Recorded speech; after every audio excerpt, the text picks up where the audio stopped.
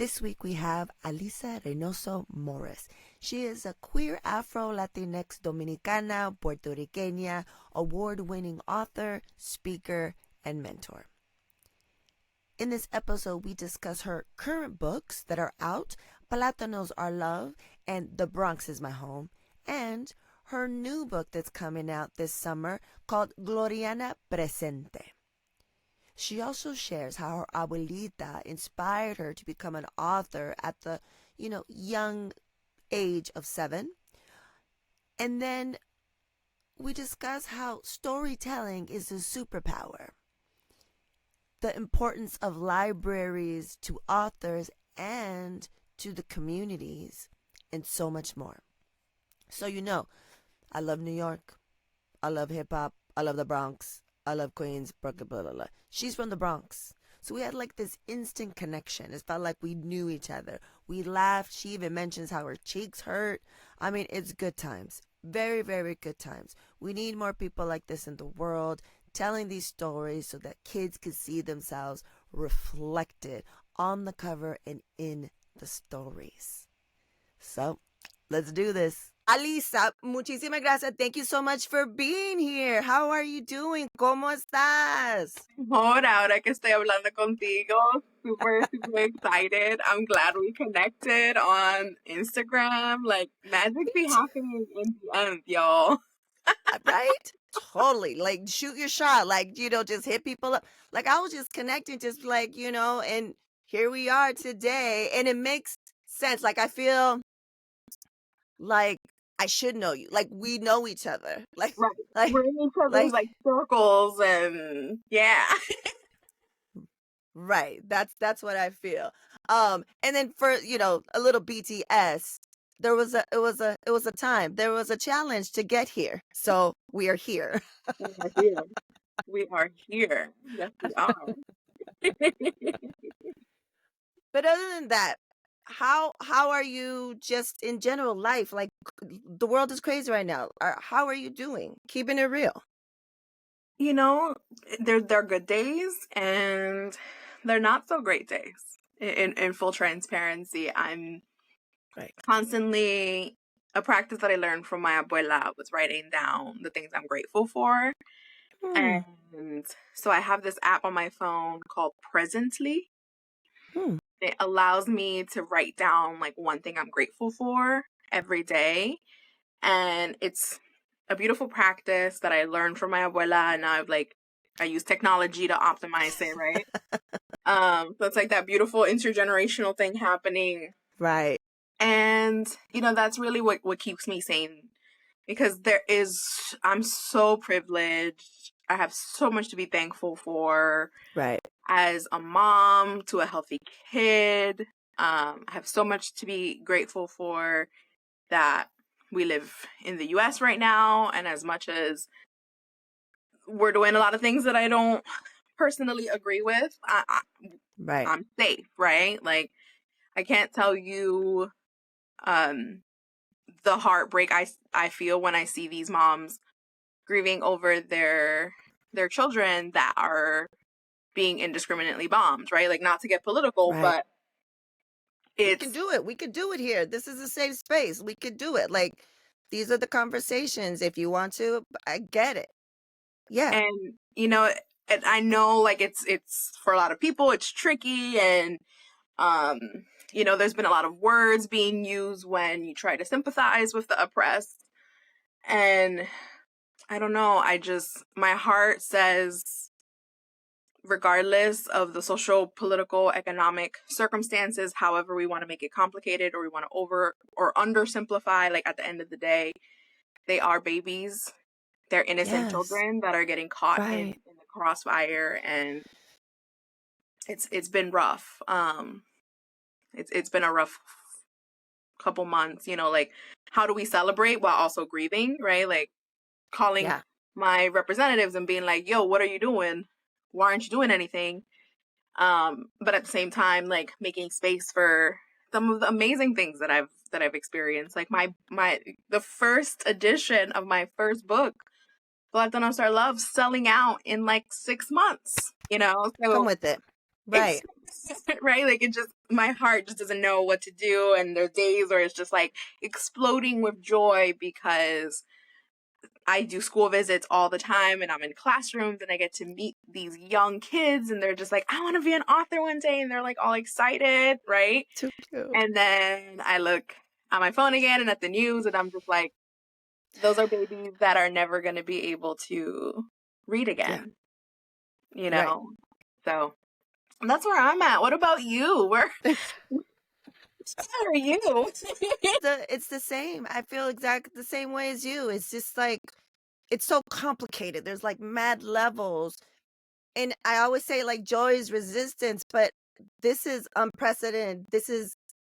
I never imagined that we would be seeing some bullshit like this, atrocities like this in our lifetime. In our lifetime. And Yeah. in our lifetime. Do you know what Yeah. I'm saying? And it's like you said, I look at my phone and then I look at, the supernatural bear, my son, and I'm just like, yo, like, there's good things, there's bad things happening. I'm gonna have a link to that app for sure. I'm gonna download that app. What's the only thing that has saved me is that I put limitations. My phone does not allow me to go on social media for at least a couple of hours in the morning. Good. Shuts down at night.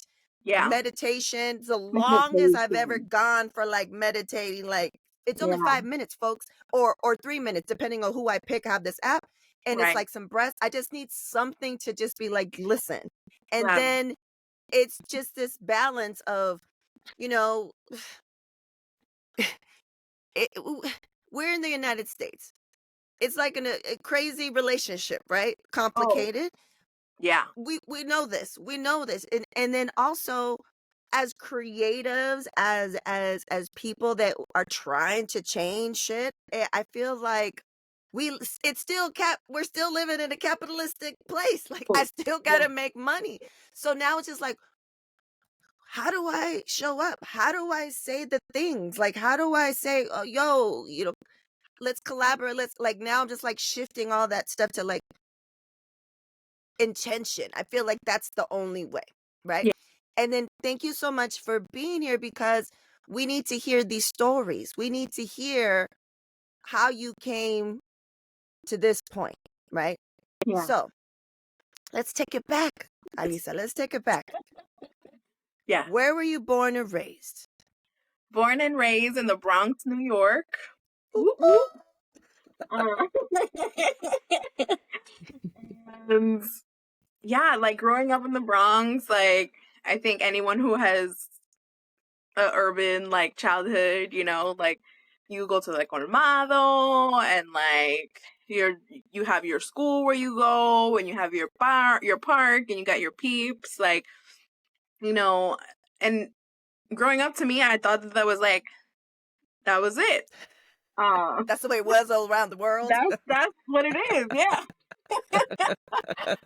But, I was privileged in the sense that I had family in the DR, so I would go and like visit them every summer, and it did give me like unconsciously, right? Like at a young age, I was like, oh, there are many ways to be, there are many ways to live, and it opened up my eyes to the possibility of difference, right? And then as I got older, I was able to study abroad when I was in college. I studied abroad in India and in Tanzania.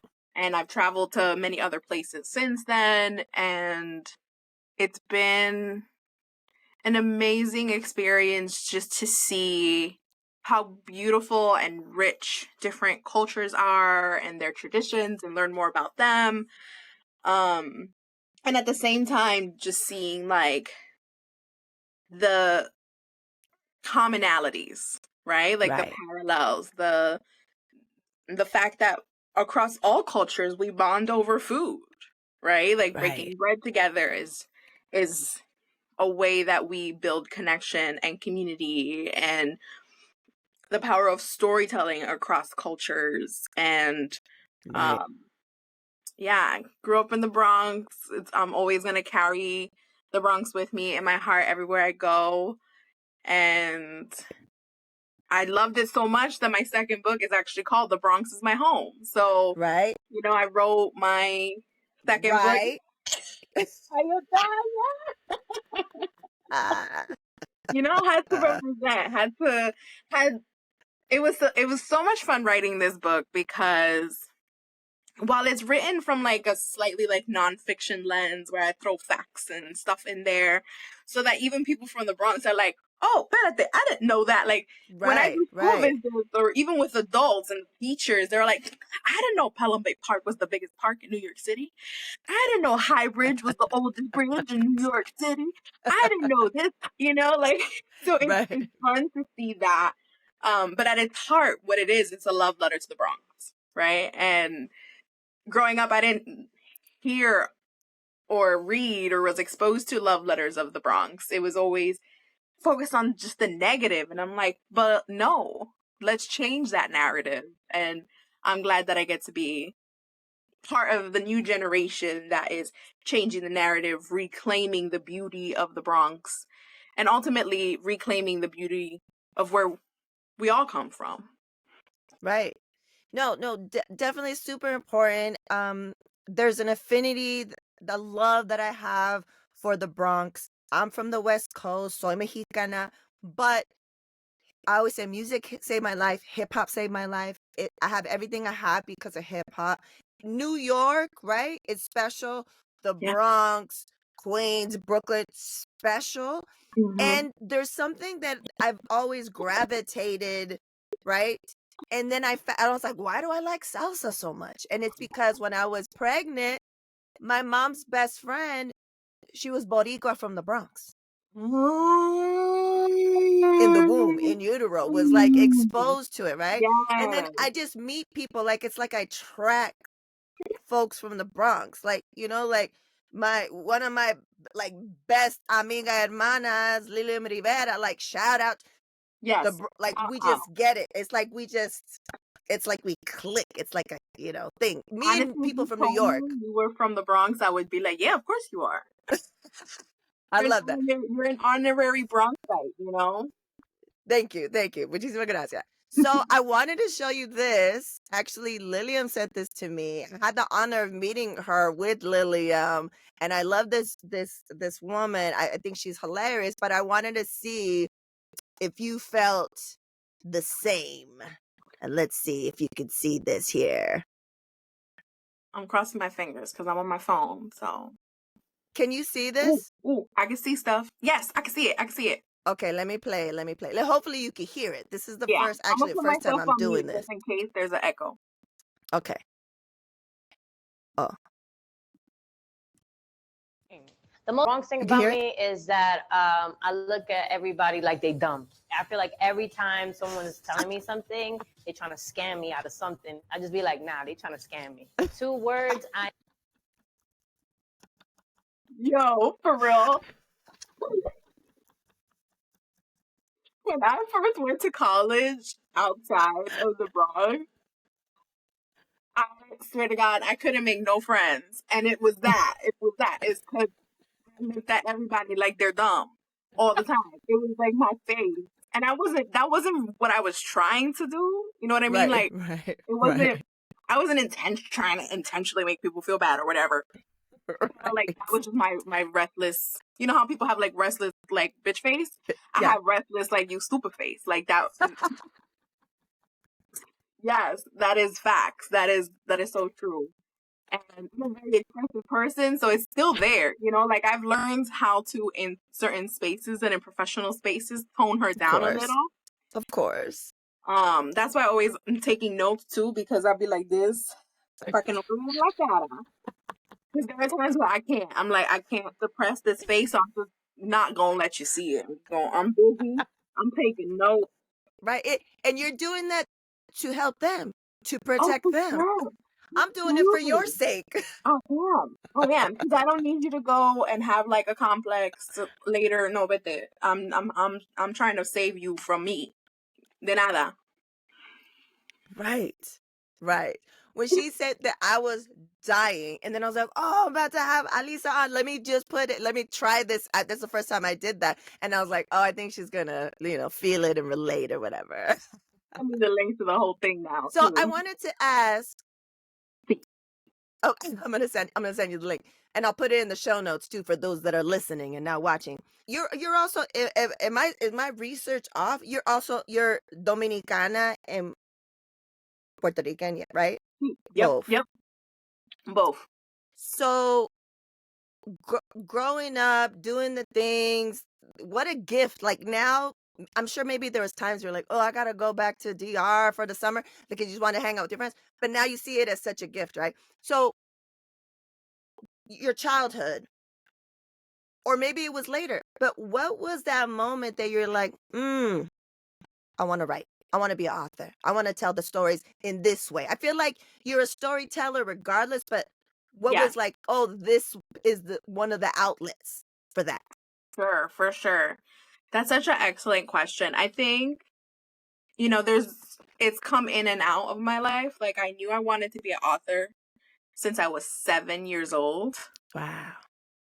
Because my grandmother was the OG storyteller. Like, she would tell a story and she could captivate the whole room, and she would have everybody at the edge of their seats, and she would make you laugh and cry and angry and excited. And it was just the best, most engaging, most captivating, most exhilarating experience to be in the audience, to know that she's my abuela, and to know that she has that ability, right? I was like, oh, this is dope. Like, I knew it was a superpower before I even fully understood what superpowers were, you know? And I was like, I want that. I want that. I want what my grandmom does. But, she grew up in the DR where she had a second grade education. It was during the time when they didn't invest in girls. Right. And she taught herself how to read and write through memorizing scripture and reverse engineering, teaching herself how to write through the Bible. Such an interesting woman, and the experiences that she had to go through. And so growing up, hearing her stories made me want to be a storyteller. But I was just like, what happens when you're not physically there, able to orate your stories? Right. So that's when I was like, what if I could write these things down? And so I was 7 years old, and that's when I wrote my first book, and it was called A Good Writer, and I wrote it with the help of my mom. And in it, I wrote that one day I'm going to be a famous author, and I'm going to read my books to kids all over the world, and I'm even going to give some of my books to kids that don't have any. I wrote that writing is magic, and when I write, I have the power to do anything. I was wise at 7. Right. And, it was one of those moments where I was like, I had so much clarity. I was so focused. And then life happens. Adulting happens. You get pulled in 100 other directions. Like, how are you going to make money as a writer? Do you know any writers? Do you know how you're going to be a writer? Aren't all writers old, white, dead men? So that was the dream. And then reality came and was like, mira, pendeja, vete con eso. Like, it was like, that's not happening. And so I pursued other paths. Growing up, it's like, you got to be a doctor or a lawyer. So I was going to be a lawyer. And I was a political science major. I interned for the United Nations, setting up witness protection programs. I did mock trial. I did all the things. I was going to be a lawyer. And then it came time to apply for law school, and I was like, I can't afford this. Right. So, I got scholarships to go to college for my undergrad, but I couldn't afford law school. So I took some time off. I went into work in the nonprofit sector, was going to try to save my pennies together, Michelito, Pavel. And then I actually stayed in the nonprofit sector because I realized at my core what I really wanted to do was help people. Right. That's why I wanted to be a doctor, like a lawyer. I couldn't be a doctor because I'm squeamish and I Right. will pass out. So I'm like, I want to help people. And then I was doing that, and I had the ability to do that through various nonprofits that I worked for. And in the back of my mind, though, I was always writing, I was always reading. And it was really at the time that I was getting ready, like getting my daughter's library ready, that I was like, wait, the industry hasn't changed in over 30 years. Right. Like, sure, there's a couple more options here and there. You know, like growing up, it was Sandra Cisneros and Isabel Allende and Julia Alvarez. You know, now we have Meg Medina, and we had Jacqueline Woodson and a couple more options, but like it was still it was not enough. And so I was like, boy, that's my sign. Signs, symbols, and clues. Signs, symbols, and clues. So I paid attention to the universe, and I was like, this is what I'm gonna do.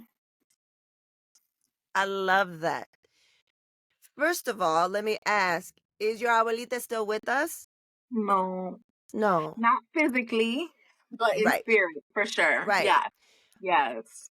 If you haven't, a book about her story. Like, I want to know more about your abuelita. She sounds amazing. She sounds like, She really is. I mean, you know what I'm saying? Teaching yourself how to do that. Because I was like, before I asked the question, I figured she was at least some type of inspiration, because you said that because of her, you were writing down, right? So I was like, oh, there's like the writer connection. And I see that now. Like, great storytelling. This also reminds me, because, you know, my abuelita died a long time ago, how important elders are, how important it is to raise, for us to be raised in a community of whatever, heart related, blood related, whatever, but to listen to our elders. They have so much to teach us. Just the stories alone of your family lineage, like fuck ancestry.com, like what is over here? What is that? What do they have to say? They lived it, whether it's true or not, or like, you know, made up for something. Like the essence is there. It's like, what is that? You know what I mean? And one of the questions that I was going to ask you, but you answered it, because I was going to say, like, oh, you know, you're a leader, you're a organizer, community organizer, author, speaker, mentor, what's the through line? But you already said it, that you answered it. The through line is you want to help people, right? You want to lift people. And going back to your story of being your 7-year-old super hella wise self, you were a master manifester, because all the things you were breaking down at 7 years old, you know, from your timeline, you're talking to these kids, you're giving the books away, you're all these things. That's full circle moments. Like when you look at that, are you just like, God, this is there are, and that's why I love like that app that helps me, like, you know, stay centered and like focus on the amazing stuff, because I was creating vision boards since before vision boards were a thing. I had a room that I shared with my sister and my abuela.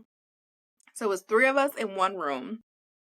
I did have my own bed, but really all I had was like my bed, a little corner next to the fire escape where I kept all my things, like my books, and I had my wall. And on my wall, I had pictures of places I wanted to go. I had pictures with my family in DR and all these places. Like most of the pictures were actually in DR or like, you know, around New York City. And then I would put our picture in other pictures. Be like, one day I'm going to take the whole family to Paris, you know, like that kind of stuff. And I had Langston Hughes's poem, A Dream Deferred. I had it was a whole wall. I have to find old pictures of this wall.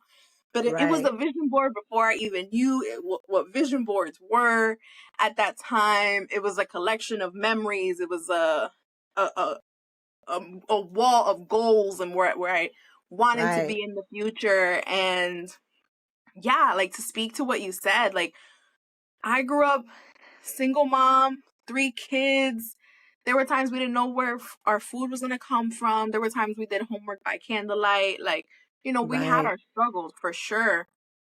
But the one thing she taught me is that you are limitless. Ugh, what a gift. There is no limit to what you can accomplish. And she really instilled that in me. And yes, now I can claim that I absolutely am a master manifester. And I believe in the power of the universe. And I believe in my ability to manifest the life I want to live for myself. And I believe that for everybody. For everybody. Yeah. Gracias for listening or watching Word to Your Mama. I have a unique cross-section of guests on here because I'm a purpose-driven creative consultant who thrives at the intersection of creative innovation, technology, and community impact. There are a few ways we could work together. So check out ritzyperiwico.com to learn more. And as you were speaking and telling your story, for sure one of the clips that I'm going to post is where you said you listen to the universe. I think that's what we don't, we're just like, man, sometimes it's whispering, sometimes it's yelling. Yes. But it's like, listen to that. Like, yes. And it's never too late to listen. And I think, I don't know how old you are. I know you're significantly younger. I could probably be your mama, but I'm over here in this age bracket and it's never too late. Like, it's never too late. So, okay, Alyssa, let's get into the questions and comments from the audience. So you already answered one. It was, what was the inspiration for The Bronx is My Home? What I love about that is that you're showing love. It's a love letter, like you said, but that you're also teaching the folks in the Bronx about the Bronx, the history, to be even like you're already proud, but like, this is the significance on paper that you can be like, no one can question, like, it's facts. You know what I mean? So the second part of the question is, what's the next book? Yes. And this is by the Supernatural Bear, my little man. He used to have a segment on here, but he retired last year. He's 11 going on 40. He used to have a segment on here, but he retired. He retired last year, at the end of last year. So, he wants to know. So, yeah, because I'm trying to retire too. I'm trying to be right. He retired. He's like, but before you answer that, before I forget, after that question, also answer, why is it important? And how beneficial it is for, not by the mic, and how beneficial it is for authors, especially authors of color, authors of marginalized communities, to be available in your local libraries. Ooh, yes. Okay. So first thing I'll say is Bronx pride runs deep. I have never seen people more prideful of where they are from than people from the Bronx.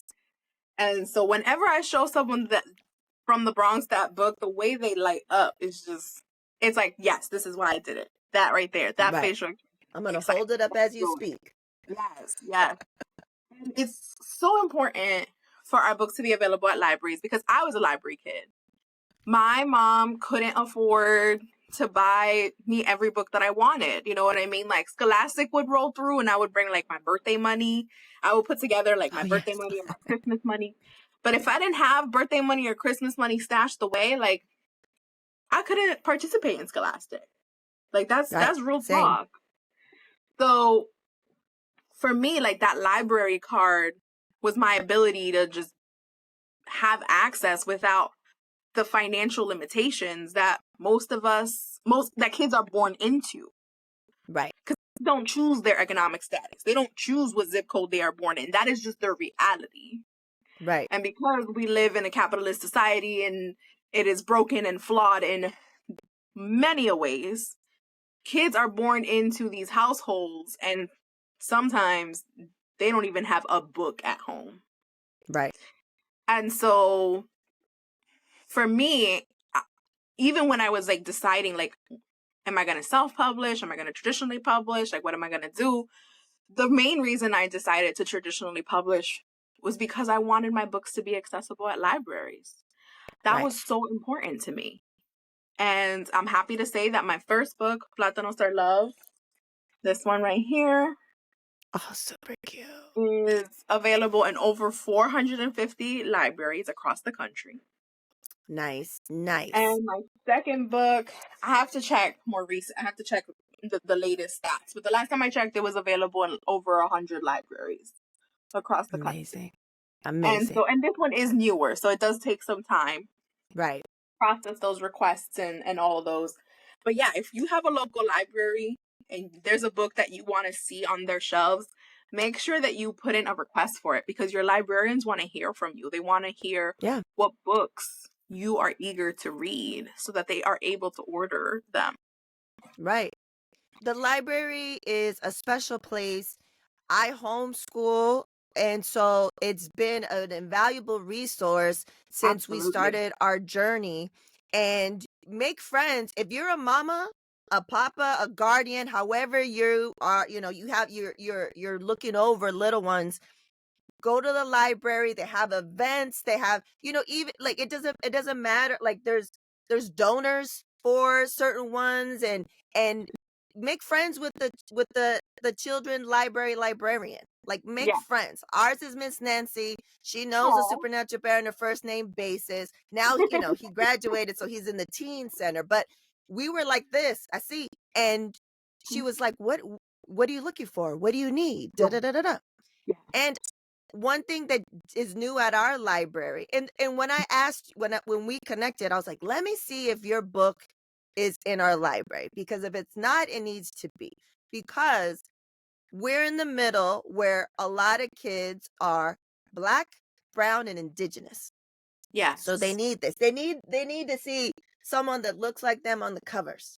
And then they can find out about someone that's like them, but it's a whole nother coast, a whole nother area, right? Yeah. But a new program, and I don't know, I'm sure it's not available at all libraries, but a new program is called the ZIP program. And basically, so that's how this is how we got this, and how we're going to be returning this to the library brand new, and it's going to be up in there. Please believe it, I'm going to check for the Plátanos one. But what you do is you just go online to the site, and we have a really small library. It's not even part of a chain. Like, it's a really small independent one. And we go online. If there's not there, we put in a request. They send it to us brand new. Like, we checked it out, and then we bring it in. Oh, that's so cool. Yeah, it's a new thing. It's like just started the last year. And I think it's donor sponsored. Yeah, I'll send you a link so you can see. And then this could be something, hopefully they can, I don't know what it takes, but hopefully this could be implemented across the board, because, you know, it's a small little library. Maybe they have the one book, but it's a series. Yeah. Where are the rest of them? Like, you know, we'll buy the books. Like, we're fortunate enough to buy the books. So we buy them, and then we donate them to the library. But I'm thinking about the other kids. Yep. Like, you know, there's one in the series, but they want to read the rest of them. What are they going to do? What do they do? For sure. Yeah. You know? Definitely. Yeah. So, and those library loans, you know, those are cool, but not all libraries have access to that. So this could fill in those gaps. Right. For those libraries, for sure. And the other part of that question, the next book is called Gloriana Presente. And it's a first day of school book.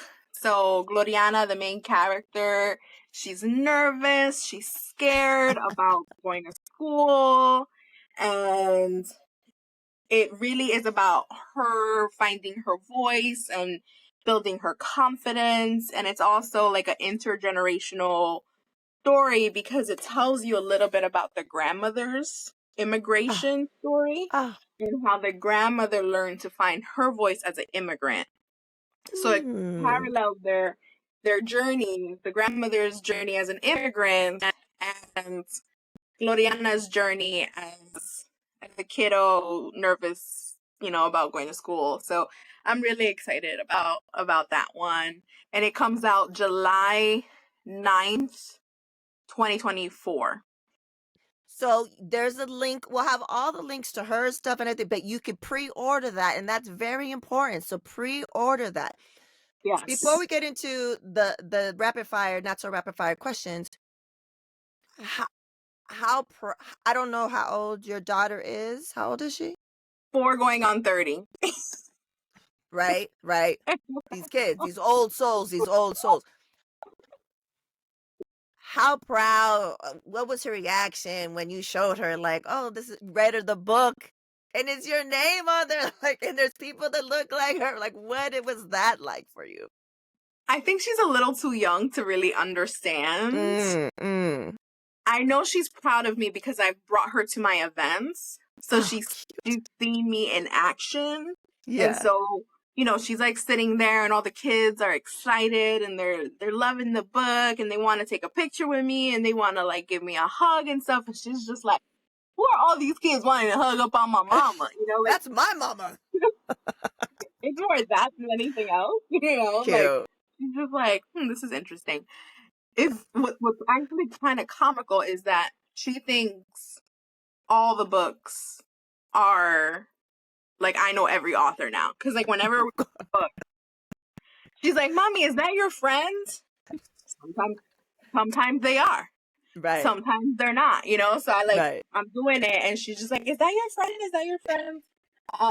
And then she went to school, she went to daycare and she was asking, she's like, she asked her classmates, she's like, oh, like what books are your mom's? The shade. So, I mean, that's not the intention, right? No. This is what all parents do. Right. So, this is my mom's book. Where's your mom's book? Yeah. Yeah, it's like super innocent, but also the shade.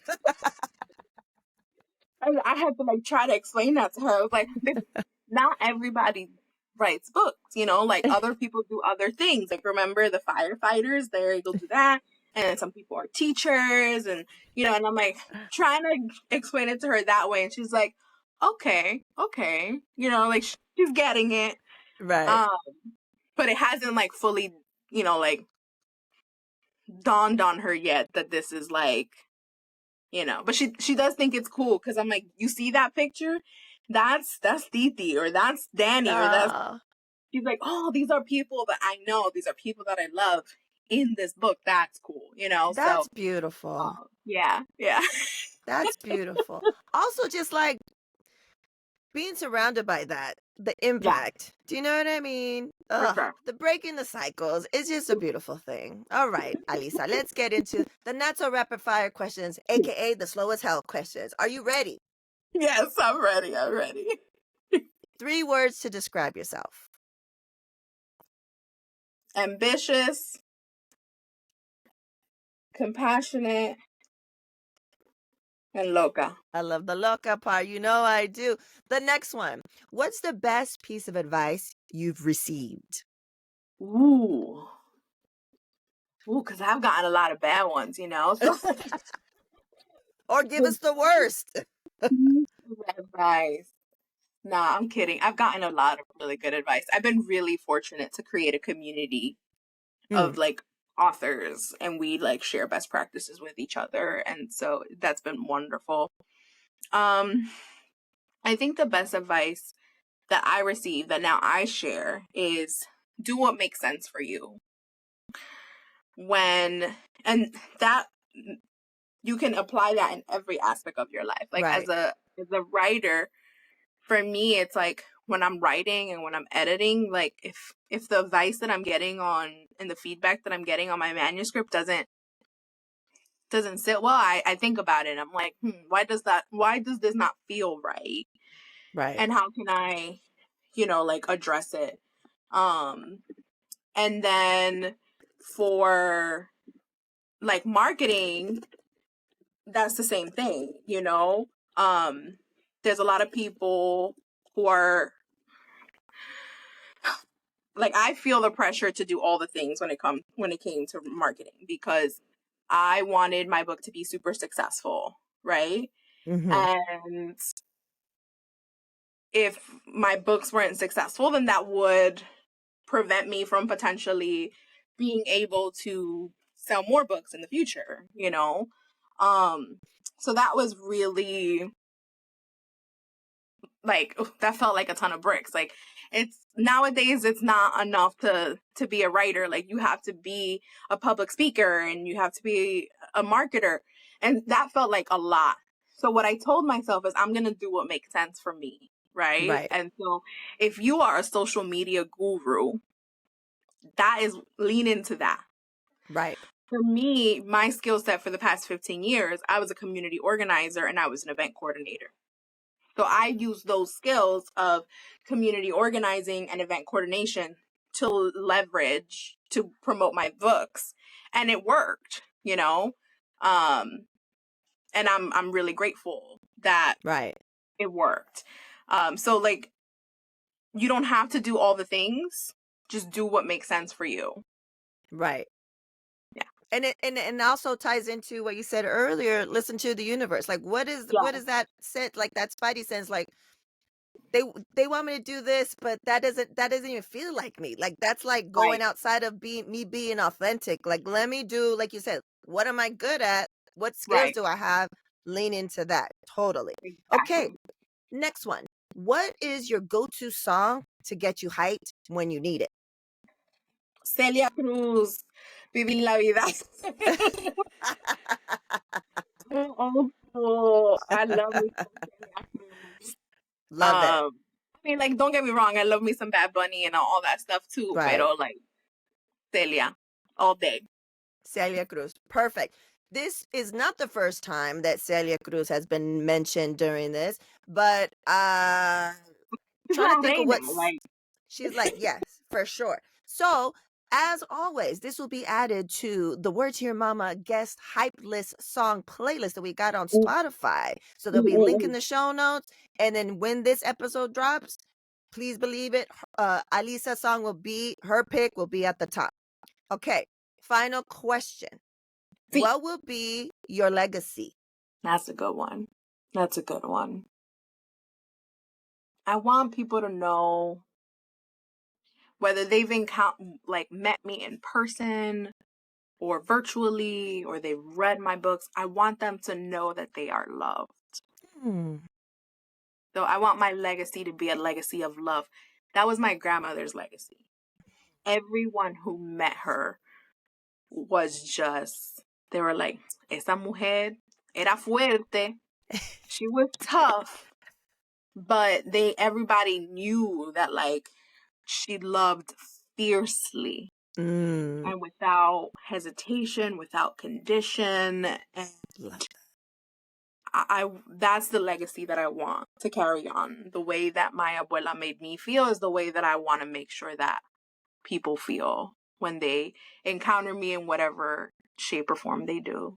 That's why I write, it's why my books are love letters. Plátanos are love, literally in the title. The Bronx is my home, love letter to the Bronx and to kids, so that they know that they can become whatever they want to become, no matter where they're from. And Gloriana Presente is a love letter to kids that are nervous and are anxious and that are struggling to find their voice. I want them to know that they are loved and that their voice and their story and their journey matters. So yeah, I think that's what a legacy of love. That's it. I love that. You're already there. You're already there. The little kids want to hug you. The little kids want to hug you. Take pictures. Honestly, that's how I determine if it was a successful dinner or not. Because the adults are nice. They're always gonna be nice. You're like, oh, that was so great. Right. Oh, thank you so much for coming. Right? That's the adults. But the kids are like, if they don't hug up on me, I'm like, damn, you didn't do it, Alyssa. You didn't do it this time. I love that. Well, muchísimas gracias for being here. Let the folks know all the ways that they can support you. Yes. The best ways to support me is the best way to support any author. Buy our books, request our books at the libraries, review our books. All of that really makes a difference. Share our books on social. you come across it, you get it from the library, it touches you, it impacts you, refer it to somebody you know will like it. The word Right. of mouth is still the number one and most effective form of marketing. So if you read a book that you love and that Right. brings you joy and makes you feel the feelings, pass that joy on to your best friend and be like, yo, you need to read this book. It was so good, right? So yeah, buy, review, refer. Muchísimas gracias. I'm gonna have it in the show notes, but tell them your social handles, so Yes, where they can find you. Where are you most active? I am most active on Instagram, and you can find me at for my first name, Reynoso Morris. Reynoso Morris, Morris.